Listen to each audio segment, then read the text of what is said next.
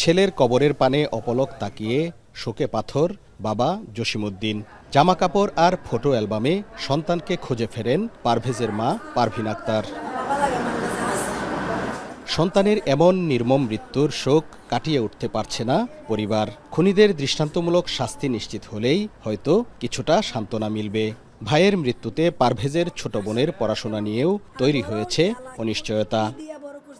একটা মাত্র সন্তান আমার, এই সন্তানটার জন্য আমার ওয়াইফ 90% পাগল, 90% পাগল। এখন আমি নির্বাক হয়ে গেছি। ছেলেটারে আমার ছেলেটারে ছুরি দিছে, ছেলেটা সবটির নাম করবে তার লগে খেলা জড়িত, সবার ফাঁসি চাই।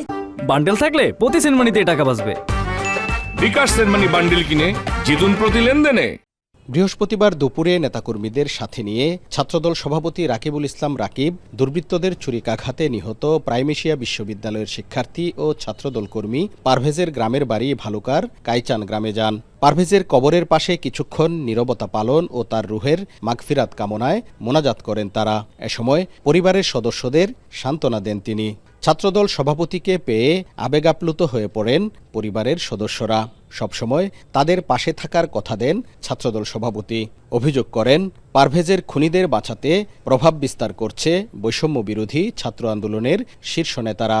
এই বৈষম্য বিরোধী ছাত্র আন্দোলনের দ্বারা যে ধরনের অপ্রীতিকর ঘটনা ঘটেছে এবং বিশেষ করে যে ধরনের অভিযোগগুলো এসেছে, আমরা আহ্বান জানাচ্ছি তারা যেন সেগুলো পুঙ্খানুপুঙ্খ বিশ্লেষণ করে সংগঠনে সাংগঠনিক ব্যবস্থা নেয়, প্রয়োজনে আইন শৃঙ্খলা রক্ষাকারী বাহিনীর সহযোগিতা নেয়। পারভেজ হত্যায় জড়িতদের দ্রুত বিচার চান স্থানীয়রাও। পারভেজকে যারা হত্যা করেছে তাদের আমরা ফাঁসি চাই। এই তত্ত্বাবধায়ক সরকারের কাছে আমরা দ্রুত থেকে দ্রুততম দাবি করছি, অতি শীঘ্র যেন এই হত্যার বিচার হয়। তার ছোট বোন মাইলস্টোনে পড়ে সে এখন নিরাপত্তাহীনতাতে ভুগছে, সে কিভাবে পরবর্তী তার পড়ালেখা চালিয়ে যাবে সেটা আমি বর্তমান সরকারের কাছে অনুরোধ করব যাতে ওর নিরাপত্তা বিধান করে। প্রাইমেশিয়া বিশ্ববিদ্যালয়ের শিক্ষার্থী পারভেজকে গত শনিবার বিকেলে রাজধানীর বনানীতে বিশ্ববিদ্যালয়ের সামনেই প্রকাশ্যে ছুরিকাঘাতে হত্যা করা হয়। হারুনুর রশিদ, এখন, ময়মনসিংহ।